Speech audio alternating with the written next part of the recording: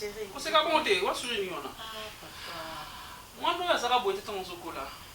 Tu m'as dit, moi, je suis yeah, avant de bien, ok. Alors, Azala Katossi, il ne mange pas Babylon, il y a une blanc au cola, juste le bar, pour tout le chips, la galette, la gratin, on est dans la coque, et on met la diamba. Azala Nyampol, oui, parce qu'il y a autre cola.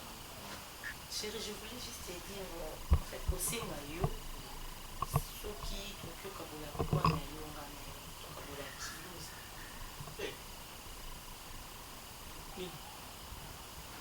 Quand on a eu, on va vendre des sur. Pour ça, il y a des Kabola pour les ailes, parce que pour la bonne compagnie. Et pour la zone, parce que au monde, ce n'est pas la famille Nayo, apparemment, tu es la seule main qui puisse laver toute la saleté. Donc, Gabana Soussou, la famille, tant restreinte qu'élargie. Comme on l'a gratté dans la salle, on a tout dans le moyen d'aller dans un supermarché. Comme ça, et Denga, on a pu aider. Tu vois, en fait, ils ont juste pour naïo, ils ont regardé dans un superviseur. Soit gérance, tu copies ça pas Gabana. Merci beaucoup. Kangam. Supermarché. Marché. Tu trouves pas que dans le supermarché il y aura des clients, tu seras exposé? Parce qu'à chaque fois il y aura du tour des clients et je vais pas voir tentation. Mais tu seras là, non? À tout moment? Pas tout le temps. Pas tout le temps. Au moins, nous allons, c'est ça, non? Des fois. Ok. Napoya Teko ça, chérie, parce qu'aujourd'hui c'est même bientôt selon la petite frère Azana, ils ont été parce que Nakimote Mamabe, c'est juste que je suis en train de protéger ma femme, ok? Moi si vous allez exposer, c'est que si on a tel supermarché, il y aura toujours des clients. Zoba Zoba Zoutanga Liboso n'a bien très bien. Des fois, Zaramakasi, mais Azala la Bouzoba, à Rose appelle les Kamboleki à Vandinae. Il y a un ordinateur comme un néon pour savoir Badia Banae à Kolubate.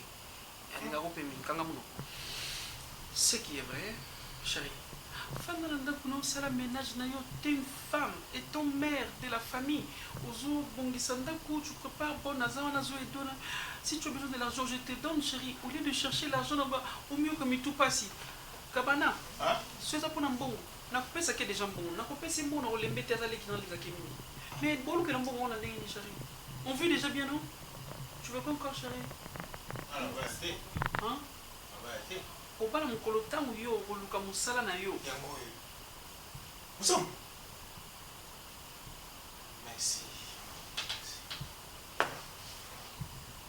Tu es chez moi. C'est chez moi. C'est chez moi. Ok? Yo bingat. Non, c'est bon chérie, c'est bon, on a compris. On a compris. Comment là? Oui papa, quand tu comprends. Nganda kuna mna dirigeant. Elle go musam tout ça. Hein? Elle go musam tout ça. Gérard. Quel est l'engagement de ce que ils sont battus au Gérard.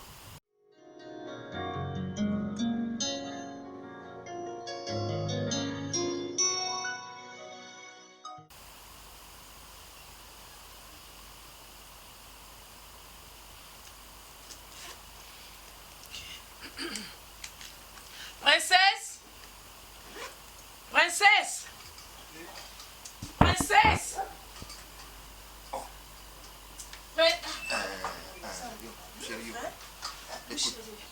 Chérie, laisse-la se reposer.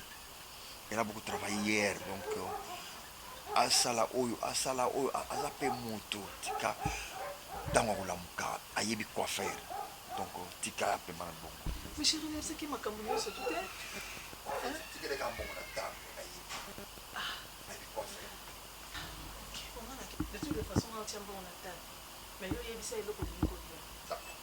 D'accord. Ok. Je crois que. Allez, ta chérie est là. C'est bon. Ok. À tout à l'heure. C'est bon.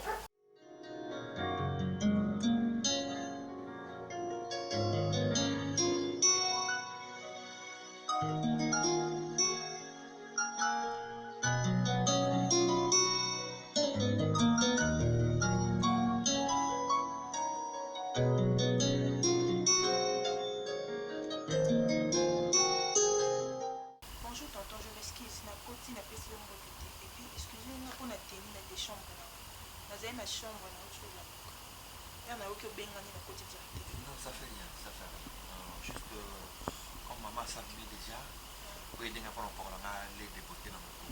Donc ça, je ne peux pas m'en pour Tonton, non, kokopakolo mokuta mokongo te. non, c'est parce que ce que je naza na mkongo moko fragile esola babuibui na loto ekobimanga donc pakoli kaka na mkongo kaka na tout ngambo na samba kaka mkongo aide moi mets la main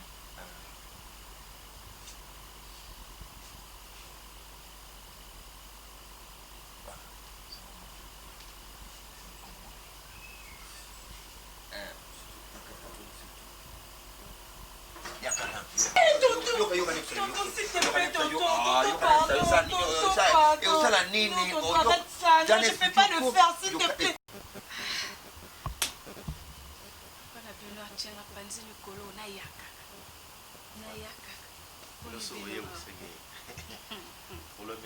Sinon, ils sont tous bien, tout ça se passe bien. Maintenant, je crois à Zala Makati. Ça m'a fait que de malade. Oui, ça évolue, ça va trop. Papa Raïs, c'est mon avis sur la boîte, ils ont la caméra dans ce pays. De mon pays, et c'est ils ont succédé. Mais tu mets ça la constante, tu sais le constant, moi comme on a papa na yo, ngai ndenge na zo yebiso ah nga na zala ka direct. Naza ko kilo naza mama na yo, ndenge na pemaki marina ndenge na mipaki. Esengo na yo, esengo na bino na kati ya mabota nyese esengo ya mabota na biso nyonso. Papa, tobi na mino verite, makambo ya masonga. Kana kele na kima moshi. Oyo ezosimba te entre yo, ou bien la santé na yo, ou bien la santé ya mwasi na yo. Tobi na yo yebi tata na yo, banda bozalaki fiançailles. oyebi ndenge alobaka mpo na ye ngai nde naya kaka nayeba likambo nini ezosimba te osali mbula sanza boni soki totangi sanza libwa ye mwasi na okobwaka soi mpo nga nanu na remarke te nanu namoni yango te yango na ye awa oloba na ngai nga naza mama nakobomba bino nakoluka solution na nyonso soki kokende bokoko nayebi docteur moko kotulu basinga misisa na ye wana banzete na ye wana ezalaka mbala moko soki mpe eza yo soki mpe marina me nga na ndimi te mwana ngai parceke ye yo oyebi ozwi moseka papa limbisanga naza mokilo me naza mama motema soki ozoswa monoko moye bongisa te omoni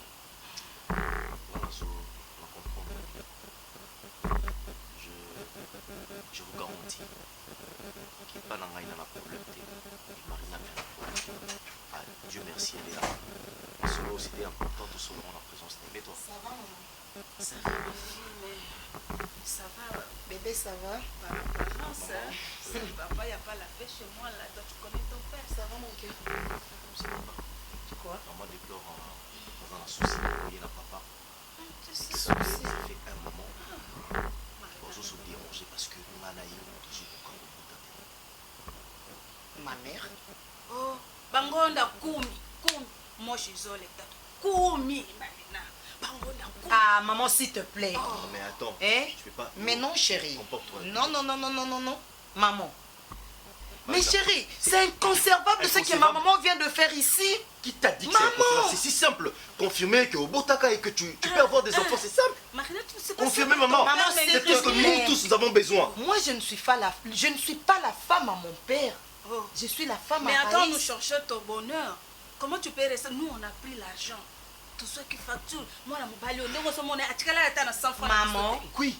Maman, Marina, tu dois comprendre que je vis ma vie avec mon mari. Ah, toi, tu connais quelque chose ou comment? Ni moi, ni mon mari, Tozo se plaindre pour la makambo moine. On se plaint, moi je me plains. Bien que je ne le dis pas, il y a mon cœur, là au fond de moi. Là c'est pour ça qu'il y a des questions. Non mais comment est-ce que jusqu'à là on n'a pas des enfants? Et pourtant tu as quelque chose, tu dois dire à maman. Oui, c'est maman, c'est un simple. Maman, tu es responsable. Assume, toi tu seras responsable. S'il y a un problème dans mon mariage, maman, c'est que tu fais. Et ça, maman et Araïs. Et ça, famille à Raïs, n'est pas une bêtise. Excuse-moi de te dire ce tu appelles ça bêtise? Tu appelles ça bêtise? Toi, tu m'insultes chez toi. Tu ouvres ta bouche. Je vais une réponse pour être soulagée. Va dire à papa que Marina n'est pas enceinte. Parce que jusque-là, nous avons venu visiter Bisson à moi. Et puis vous allez tranquille, tu reçois moi dans le temps où nous avons olinga. Marina, biso li bota na biso mutu moko na sala ata 5 mois te. Mais maman, mutu moko na sala kaka kena muna butu wana kaka butu wana parce que ndingo sa wana za ki bien préparé. Oza mo seka, oyebi na makam na mokili. Tu sais qu'aujourd'hui c'est ta maman, demain sera ma famille. Tu me chasses de chez toi. Je préfère que ce soit ta famille. Moi je préfère plutôt que ça soit mieux que ta maman et que ta famille réclame. Moi je ne veux pas que la famille de ton mari commence à venir ici. C'est pourquoi je vais chercher la solution, je vais trouver la solution. Maman, tu as l'argent, mais tu es vraiment incivique. Hein. Excuse-moi. Parce que ma belle-mère ne se comporte pas de la sorte. Ta maman, je suis désolée. C'est comme ça que tu me traites chez toi. Je comprends pourquoi papa. Marina, moi je te porte l'air pour moi. Et c'est ce que je cherche, c'est ton bonheur. Et toi, de ton côté, je suis un civique, moi. Je suis un civique. Ta maman, tu te permets de la traiter d'un civique. La mienne, tu vas la traiter de qui? Écoute, ma fille. Tu es censée de porter la grossesse. Tout ce que tu peux dire, je ne suis pas là. Je reviendrai ici dans un mois et que je trouve quelque chose. Ici. Combien? Et tu as fait combien de temps dans ton mariage pour Botanga? Écoute Marina, c'est le moment de commencer à concevoir parce que tu es trop jeune. Ton mari est fort et c'est le moment où vous avez l'argent. Tu dois plutôt être à l'aise parce que la huile colonna.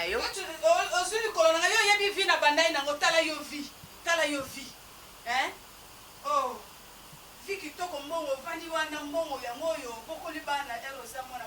maman, tu fermes la porte derrière toi. C'est bien ce que tu as fait. J'assiste ta maman en présence. Je t'ai permis de le faire. Chérie, tu m'excuses, mais... Tu oses me faire rire. Et ne me touche pas. C'est un jeu. Tu sais, Tu blagues avec toi? ma mère a collé. Je parle de moi maintenant. Ta mère me passe. S'il te plaît. Tiens. Je sais qu'en ça aventure, on a dit que Oya a eu ce qu'en ça aventure. Excuse-moi, bébé. Ils ont une blague, tout ça là, bon, la maman. Et tu penses qu'il y a un film à maman, c'est quoi ça? Fille d'une mère qui est incivique. Mais non. Et je te permets pas, c'est ma mère. Hein. C'est ma meilleure amie. Avec elle, c'est comme maman. ça. Aux moi, maman, s'il te plaît, laisse-moi tranquille. Tous les jours, parce que ça va t'écouter la vie. Hein.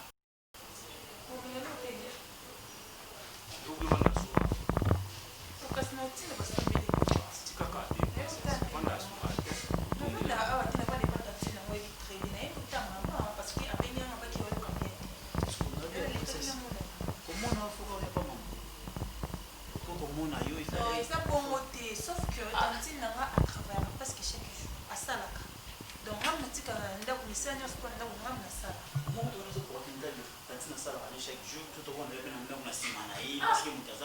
C'est pas poli, oui. Beaucoup de gens ont Tantine. Maman, il y a sa Tantine. C'est quoi tu vas porte? Tu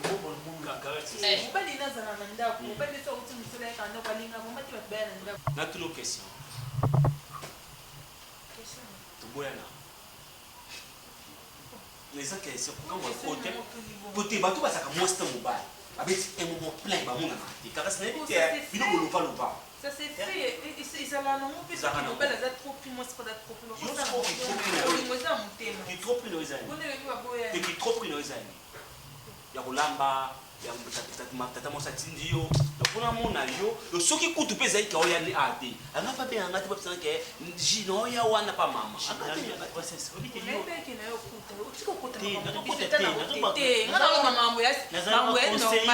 nazaka conseiller ngai ni muna ka témoin avant qu'il n'est pas tanti de la famille. Ayebi très bien.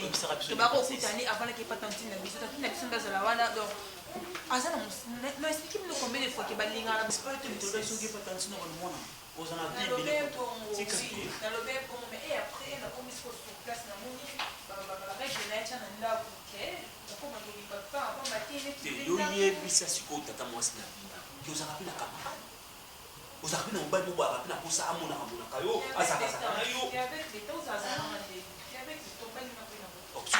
et mon bruit on a biso pété yo posa no palaise où est le problème où est le problème ko oh pensez ça ni non oh oli mu moi ka ya côté ya vini ya mama ni piloto muto mona moise ya ngolo na puissance aboli c'est que ça problème non pas non ko bati so ba to ni ba emo ko santo tout mon non ko kana non ko kana c'est les faux c'est les faux na semaine tout le monde en bas non pas ta ya ko do za ni prison kuna kuiko kuna na ba no ba ka non ya kuna ngamo no ya non ya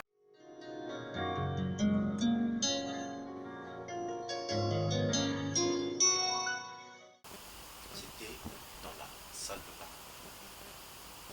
J'ai remarqué que tu étais enceinte. Dans ma maison, ils ont mon hôtel où il y a la salle de bain, ça les tester la grossesse, na accurate et puis à ticket moi si c'est pas c'est bon. Marina, tu étais enceinte. Pardon? Je suis pas en train de blaguer avec toi. Je me reste que tu vas avec moi droit au but. Chérie, tu baisses la main s'il te plaît. Tu vois là, je suis capable de beaucoup de choses, Marina. Toi, tu me caches des choses. Et qu'il y a dans ton cœur que tu ne sais pas exprimer avec ta bouche. Toi là, Marina, tu es allé avec moi avec une logique de surprise. Chérie, j'ai une surprise, je t'ai laissé sortir un jour. Tu rentres le soir, tu m'amènes une montre. Chérie, j'ai une surprise pour toi. Tu rentres, tu m'amènes une histoire, voilà, c'est une promotion. Alors que la vraie surprise était que toi, tu me dis ce que moi j'avais vu, avec mes propres yeux, que tu es enceinte. Du coup, cette grossesse dans mon ayangoté.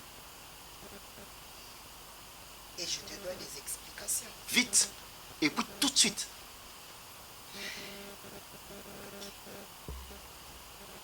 J'avoue que la salle qui pèse. Parce que ton souci, c'est mon souci aussi. Mais Va droit au but. Écoute, chérie, tu es un homme et tu ne sais pas utiliser la curate. Si tu regardes très bien, tu es malade. Et que mon corps... Yo, c'est ce qui s'est Marina, t'as mon des lignes rouges. N'a mon des lignes rouges. Oh, tu penses qu'en vivant sur terre, la réalité, mon cri, n'a bien monté. Ou soit moi j'ai commencé. Écoute, tu n'as qu'au bétaillot, arrête de dire ces histoires. On ne fera pas une femme au niveau dans cette psycho. Mais tu peux me Marina, lâcher la main, s'il te plaît. Raïs, tu me ok. fais mal. Dis-moi. Tu me fais mal, lâche-moi. Accurate et bien ici, des traits rouges utilisés par toi. Et puis ça fort, je l'ai vu de mes propres yeux. Seulement parce qu'ils sont dans la chambre, on a je ne suis pas un malade. Je n'ai pas commencé la vie avec toi. J'ai un passé. J'ai une vie que j'ai vécue aussi. Je sais que tu as inventé. Et si c'était une fausse couche, tu aurais dû me le dire. Mais je me pose des questions. Fausse couche, exprime-toi. Tu as 2 petites secondes.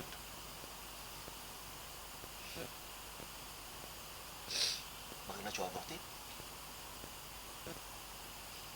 On a besoin d'un enfant dans cette maison. Pendant que je n'ai pas pu, moi, me reposer même 1 minute. Chercher un enfant.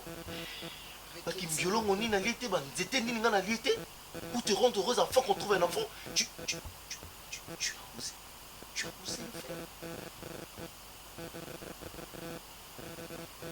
Merci. Je sais qui tu es. Je t'ai fait du mal si pour tu ne enfant. m'aimes pas, moi je t'aime. Et si tu ne crois pas à mon amour, j'aime tellement les enfants, et surtout les enfants que je porte sur mon sein. Je ne peux jamais jeter mon enfant, jamais. Je vois combien tu es obsédé. Tu peux tout dire sauf ça.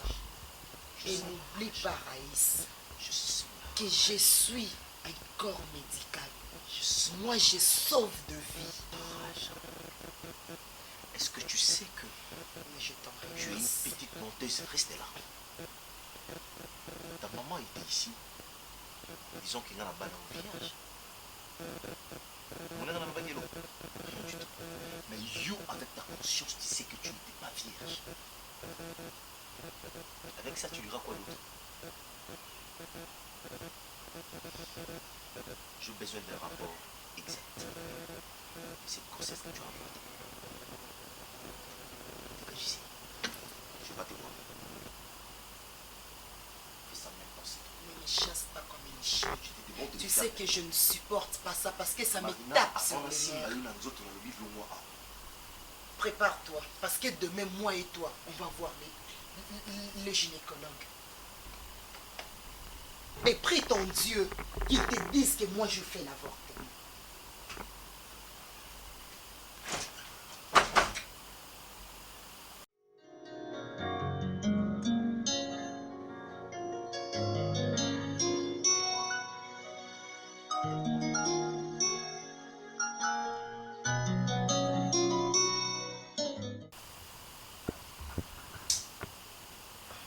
omoni kolata to kolia mwasi mosusu mpe aza na ye mobali te babala ye te naliaka bien alataka bien. Donc pour te dire que yango kaka nde te koki ndaka libala bavaleur oyo nga en tant que mwasi naza na posa nango mobali napesaka yango naza moto naza mbwa te naza nyama te oyo natambola na instinct so nabinaki eno mosika nabeto bisolo intimité yanga nakuyana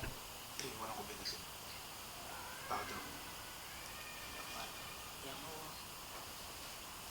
namoni nakende avant que le pire n'arrive nakoka te bakite okopira vanda ngabino mingi oyebaki na ngako mingi nalingaka yo mingi surtout koyeba kenyo biro abokola yo ntango tata akufaki tata nde bopenza yakomana ye maka mpesa tata kasi akoma papa na ngai koma papa na moni yango ngapi nazokolopanga mais nakoka te esalaka lokwa papa na mama bambakabona memo naotikala papa nakoko nayebi te soki naloba nini ndenge naza bolia na poli nazokanga mai ezokitakitanga na nzoto sa moto nga moko kondima kotika biso eza nango ide moyo ozwi mais to partage oza mwasi eya na ngai naye mabe nyonso ntina yaka awa nde bazokangela na miso na nga ata nazongi na nganda narezo na yango oui esi tobendaka obendaka noir noir diamba omela diamba nakoma komela likoa bastress na yo nabandi mwaka mingi te koya kozonga bastress emeyisinga diamba nakoko yo soki otiki ya piero nayebi te nga na kozwa ye ndenge ya piero yoka moto omaîtrise ye nde motema esuki yo bongo motema no esuki pardon soki otala ya piero te tala ngai atikala papa mpona nazoka mpasi Ça va? Tu vas là,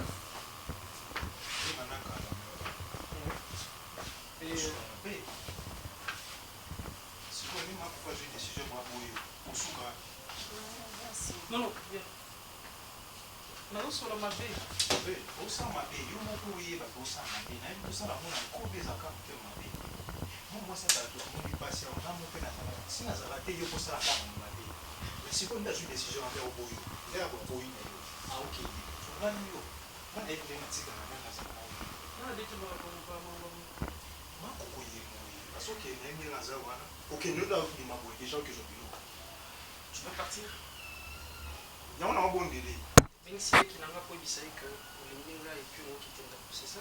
Pourquoi tu m'as parlé la nuit et puis ici ma cloche, chérie, il y en a qui ah au niveau son père qui n'a pas ya biro loko bien fosala sikoyo senga kokati pardon alimbisa yo aka mwasi na yo senga pardon ata osala ngo na miso na nga te omettre ete osenga pardon aussi un bon fallait pas ça oui aux assure que non personne bon là kasi ndo lobaki mon lokona ndio kusema soma makambo ndimi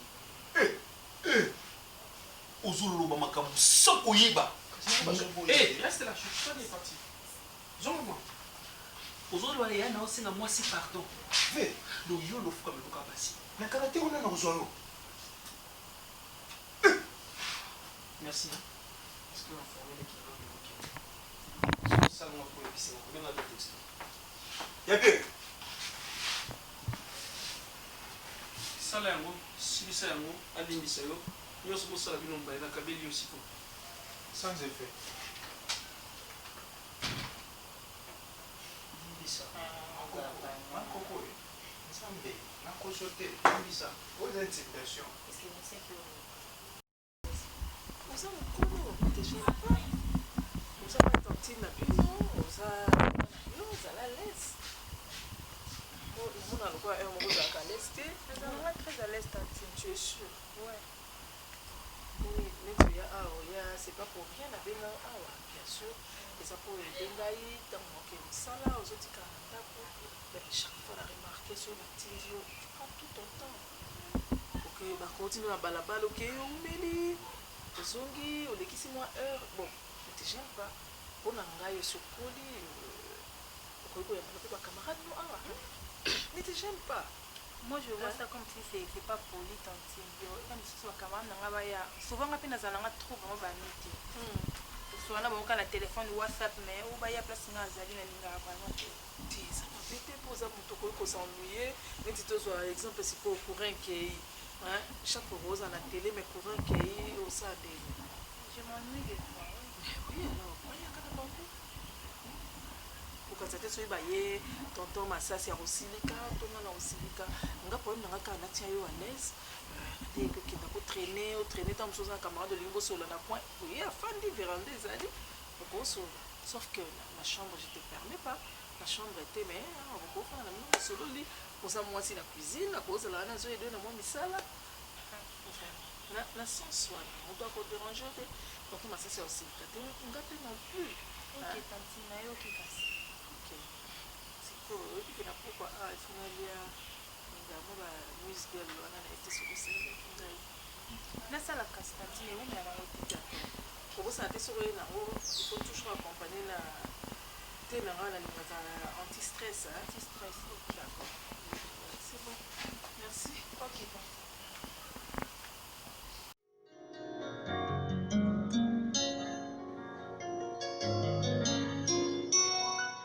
Pose mille questions. Et sans raison. Sans raison. Moi, je remarque que moi, si Nangaï Nazarani est enceinte. Du coup, tout a changé. Et je pouvais comprendre, comprendre ce qui a pu qu'il y a une raison valable. Mais Marina ne me dit rien d'important. Je te confirme que Marina a avorté à mon insu. Et puis après, c'est une raison valable. Ben attends. Raïs, ben, j'ai une question à te poser. Tu es sûr que Marina Azala qui n'a jamais c'est ça? Pierrot, la robot ça n'a même pas formé moi sinon quand il y a quelque chose de nouveau dans nous autres on a dit que Elo voici que ça. Je te le confirme que Marina a qui n'a jamais. Tu me poses la question pourquoi ça peut accepter pour avorter si facilement et pourtant on est un couple jeune. Moi on a une bénédiction pour nous. Marina accepte de faire des choses. Oh yo, vous comprenez, il y a des raisons qui me circulent dans la tête. Je me dis, est-ce que ça n'a pas ça là?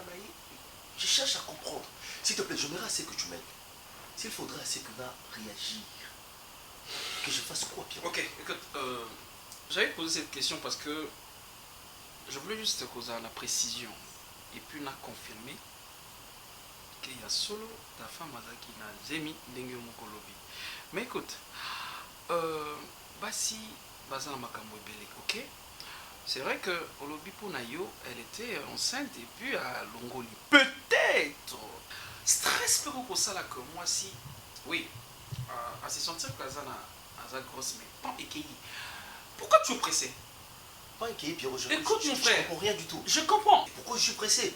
Oh Pierrot. Ne Est-ce que réagis tu pas penses mal. vraiment que Ngaï Nazon Marina et Tchalanda pour te voir dans toute la nague makina Moussala, on a vendu na Zélie, tous peut-être qu'on a qui Moussa vendu na Zélie. Non, nous avons besoin des enfants. Je comprends. Pierrot, ma pensée n'a pas pensé dans ma tête. Moi, j'ai besoin d'un enfant. Mon problème, c'est que Marina, ici, n'a eu raison par la vérité. Peut-être de stress, comme je venais de dire ici, peut-être, et il y a qui n'a pas pété, yo kanisa qui yango. Écoute, je te comme non, je comprends que tu as besoin d'un enfant. Mais écoute, Raïs, tu sais dans la vie, hein, ma vie est ma couple, ma ramoise est belle. Le col à moi si. Quand Marina a posé sa tête.